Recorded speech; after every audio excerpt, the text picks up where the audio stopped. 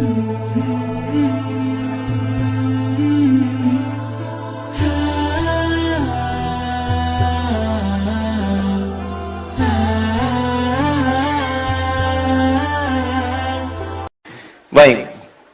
surah An-Nur berisi 10 pokok cahaya kehidupan.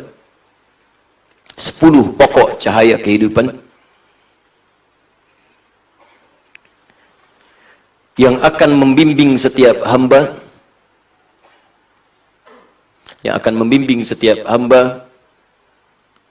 untuk mendapati kemudahan, kenyamanan, dan kesuksesan hidup. Mudah, nyaman, sukses. Ada yang sukses tapi meraihnya sulit, prosesnya panjang. Maka kita sertakan kalimat mudah untuk bisa mendapatkan hal yang diraih tadi dengan begitu cepat. Ada yang cepat sukses tapi hidupnya nggak nyaman. Sukses tapi tidak bahagia gitu. Ibu pilih mana, Bu? Sukses tidak bahagia atau nggak sukses tapi bahagia? Nggak ada pilihan ketiga dan nggak usah maksa. Kira-kira mana? Sulit ya? Sulit karena kebahagiaan itu selalu melekat dalam setiap kenikmatan. Jadi kalau ada nikmat nggak ada bahagianya, itu tidak ternikmati dengan baik. Kayak orang sakit misalnya, ya sakit tapi tenang, atau sehat tapi gelisah, pilih mana? Nggak bisa. Ya, nggak bisa. Pasti ingin menyatu keduanya karena setiap kenikmatan itu akan ada unsur kebahagiaan dalam menerimanya. Baik, maka kita sertakan kalimat nyaman di sini. Ya, mudah, nyaman, dan sukses. Pertama, cahaya yang pertama, bimbingan pertama, saya sebutkan umum dulu, baru nanti kita masuk ke suratnya, ke ayatnya. Nanti kalau mohon izin ya Bu, Pak ya, belajar dengan saya harus sabar. Karena nanti ketika Anda belajar dengan saya, khususnya Al-Quran, saya tidak akan membahas secara global. Yang saya akan bahas bahkan dari setiap hurufnya. Yang penting kita selesaikan, walaupun nggak tuntas sampai kita wafat, minimal kita wafat dalam keadaan sedang mengkaji Al-Quran insya Allah. Ya. Satu, cahaya pertama, sifatnya larangan ya. Larangan berzina. Larangan berzina. Jadi kalau ingin sukses, jangan zina. Ya. Ada kan orang yang karirnya hancur karena selingkuh? Ya, karena zina banyak. Pertama itu. Nanti kita turunkan pelan-pelan. Kedua, larangan menuduh tanpa bukti, fitnah. Larangan menuduh tanpa bukti, fitnah. Coba lihat, banyak orang hancur karirnya, hancur martabatnya karena fitnah. Ini sekarang marak semua nih. Ya, coba lihat tuh, zina menyebar. Bahkan kemarin ada disertasi yang cenderung menghalalkan zina. 3, larangan menebar hoax. Larangan menebar hoax. Tuh kan, menebar hoax, hoax. Hoax. Ya, berita yang tidak benar. Sudah? Sekarang kejadian nggak? Ya coba tuh, 3-tiganya udah menyebar. Makanya kehidupan tuh sering gelap. Melihat, kan serba gelap yang kita hadapi sekarang ini. Kerusuhan di mana-mana, ribut di mana-mana, saling tuduh di mana-mana. Berita hampir tiap hari tuh, hampir tiap hari kok jelek terus gitu yang muncul. Mabuk di sini, pembunuhan terjadi, kecelakaan begini. Ini hampir tiap hari, buka deh tiap hari. Saya hampir tiap hari itu saya jajarin tuh berita tuh. Mulai dari ini, detik.com, Era Muslim, Hidayatullah, Republika, CNN, BBC. Baca semua, hampir musibah tiap hari itu. Gelap. Apa nggak ada tiap hari berita yang menenangkan? Mendapatkan juara ini, terjadi kenikmatan begini, ini meningkat, kenyamanan ini. Coba bandingkan dengan nilai kegelapan yang muncul dibandingkan cahaya kenikmatan yang dirasakan. Berapa persen perbandingannya? Apa di antara dampaknya? Ya ini tadi, sumber-sumber cahayanya itu ditiup. Dipadamkan cahayanya karena padam, yang gelapnya muncul. Kalau cahaya dinyalakan, hilang tuh yang gelap-gelapnya. Itu poinnya. Ini kelihatan sederhana tapi dalam sekali maknanya. 4. Menampilkan hikmah di balik setiap musibah. Menampilkan hikmah di balik setiap musibah. Biasanya kalau orang kena musibah kan suka merasa gelap kan? Tiba-tiba kena PHK, gelap. Pulang lunglai, padahal matahari terang, tapi badan jadi gelap gitu kan? Mata gelap, selera nggak ada, ya? Baik. Tiba-tiba kemudian ada kecelakaan, ada yang sakit parah, ada yang meninggal, gelap sampai meratap semacam-macam. Nah, ayat ini akan memberikan hikmah di balik setiap musibah. Sehingga nanti kalau menghadapi musibah apapun, nggak ada gejolak dalam jiwa kita yang berlebihan.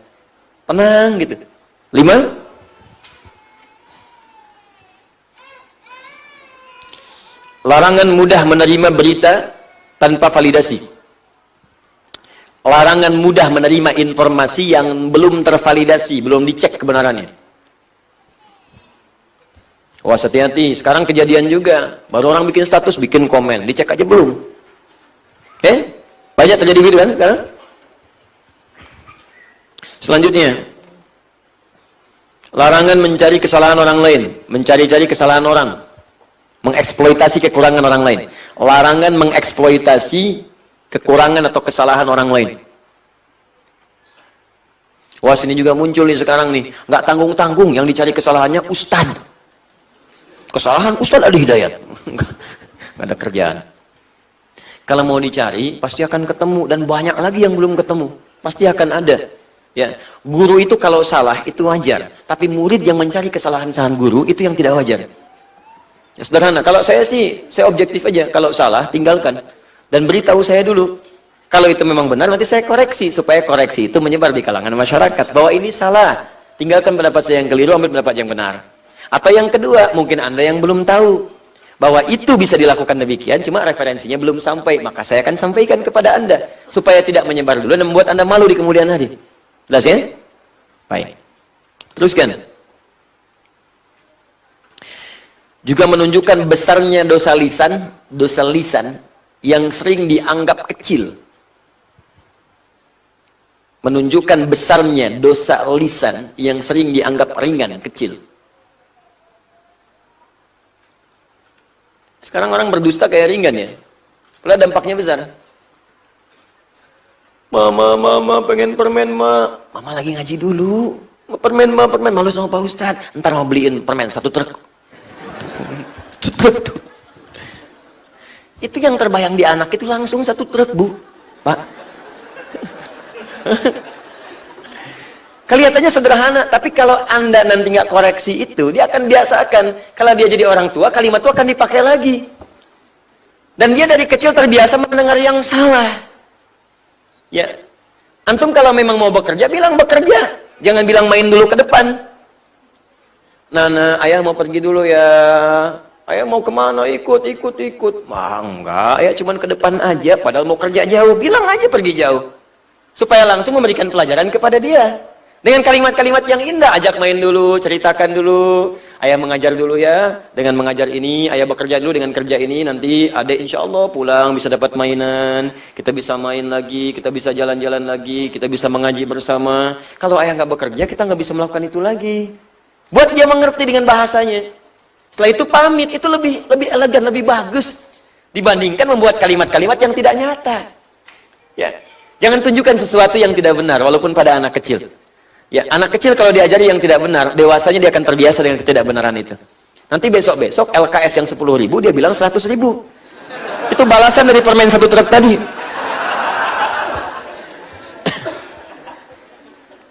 Dan larangan menikmati tersebarnya gosip yang menimpa orang beriman. Aduh, ini saya agak khawatir ini. 8 poin ini muncul semua sekarang ini. Sedih deh ini. Larangan menikmati gosip yang tersebar menimpa orang beriman. Coba sekarang Anda lihat berita nih. Betapa banyak orang beriman itu digosipkan. Bahkan dicela. Berapa banyak ulama sekarang dicela. Betapa banyak ustadz-ustadz direndahkan. Ada yang bikin karikatur, ada yang mencela, ada yang bikin kalimat satir. Ya, ada yang macam-macam. Dan lebih aneh lagi, ada yang menikmati itu. Dan dia bangga menikmati itu sebagai seorang muslim. Itu aneh. Itu dampaknya bisa memadamkan cahaya. Makanya kegelapan banyak muncul. Datang sini, ribut. Padahal mau ngisi pengajian, ribut. Yang ini ribut, yang ini rusuh. Ini ribut, ini rusuh. Kalau terbiasa, gini, kalau mau ngaji aja rusuh, mau mengerjakan kebaikan rusuh, maka pantas keburukan pun banyak menyebar kerusuhan. Sepak bola, rusuh. Lempar ini minum, lempar ini, lempar itu. Makin meluas lagi. Kalau eskalasi yang kecil nggak bisa dipadamkan, nanti apinya semakin meluas. Dari kata nurun itu kan muncul kata narun, nar itu api. Jadi kalau Anda menyulut di sini api, kemudian nggak dipadamkan atau ditambahkan dengan hal yang bisa memicu, apalagi kasih bensin, menyebarnya luas. Maka kalau cahaya-cahaya itu dipadamkan, apinya semakin menjalar nantinya. Itu yang bahaya. Coba silakan cek sekarang ini. Bukankah kegaduhan semakin meluas? Levelnya kecil, jadi luas. Sekarang antar negara, pindah ini, pindah itu. Kita mau sampai kapan begini? Cukup amalkan satu surah ini dalam Al-Quran. Demi Allah saya katakan, lihat perubahannya kemudian. Cahaya akan muncul. Katanya ingin tenang. Katanya ingin nyaman. Tapi sumbernya nggak dikerjakan. Gitu. Dan kita mengatakan muslim gitu. Itu Allahu Akbar. Astagfirullah. Astagfirullah. Ya, kemudian selanjutnya. Hukum sedekah bagi kerabat. Hukum sedekah bagi kerabat. Khususnya kerabat dekat. Nanti kita akan lihat bagaimana cahaya yang muncul dari kemuliaan sedekah. Insya Allah. Indah sekali. Anda nggak tahu kapan Anda wafat. Ketika Anda wafat, tiba-tiba anak paman yang Anda santuni dulu sekarang jadi direktur. Anak Anda diangkat kemudian. Ya, anak bibi yang dulu Anda cuman bayari SPP-nya, tiba-tiba Masya Allah sekarang jadi punya kedudukan. Tiba-tiba Anda yang wafat, anak Anda dirawat oleh dia.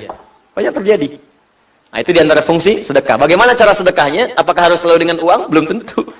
Nanti kita akan lihat rumusnya saat masuk kepada ayat-ayatnya. Yang terakhir 10.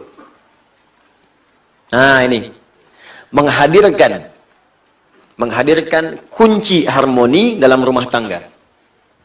Menghadirkan kunci harmoni dalam rumah tangga. Bagaimana kita mendapati kehidupan rumah tangga yang harmonis dari surah ini.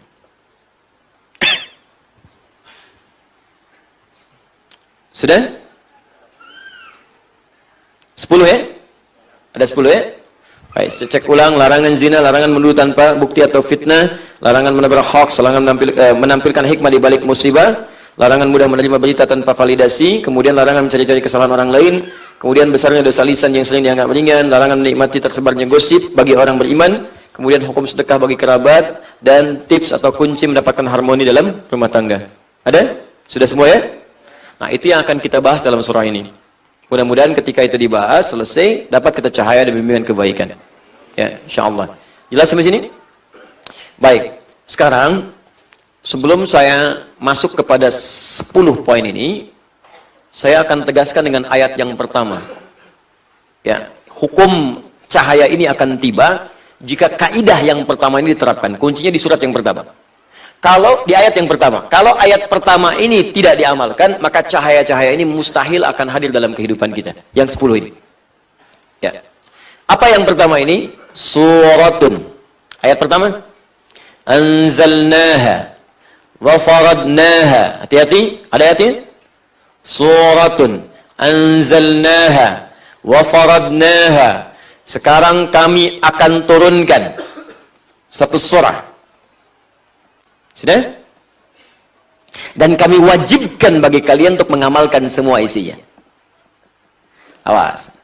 Saya cukupkan sampai di sini dulu, pelan-pelan. Saya tidak teruskan dulu. Anzalna, kemudian ayatin bayyinatin la'allakum tadhakkarun. Saya simpan dulu sampai di sini.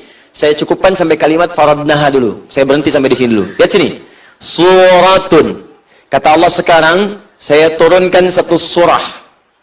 Dengan 10 poin tadi. Kalau dikaitkan dengan nama suratnya, sekarang begini cara menerjemahkannya. Sekarang saya turunkan satu surah yang isinya berupa cahaya-cahaya kehidupan yang akan membimbing engkau mendapatkan kemudahan, kenyamanan, dan kesuksesan dalam hidup. Wa faradnaha. Tapi jika engkau ingin mendapati semua itu, maka engkau wajib mengamalkan semua tuntunan dari hukum-hukum yang saya turunkan di seluruh ayat di surah ini. Paham sampai sini? Baik, maka kaidah dasar pertama di surat An-Nur, jika Anda ingin mendapatkan semua bimbingan-bimbingan cahaya tadi, maka kita harus siap mengamalkan setiap huruf yang disebutkan oleh Allah yang merangkai ayat-ayat di surah An-Nur ini. Sebelum kita bahas semua hukum-hukumnya, saya ingin ambil komitmen dulu dari seluruhnya. Jika ada yang tidak sepakat, saya tidak akan membahas ayat ini satu pun, bahkan setiap hurufnya. Pertanyaan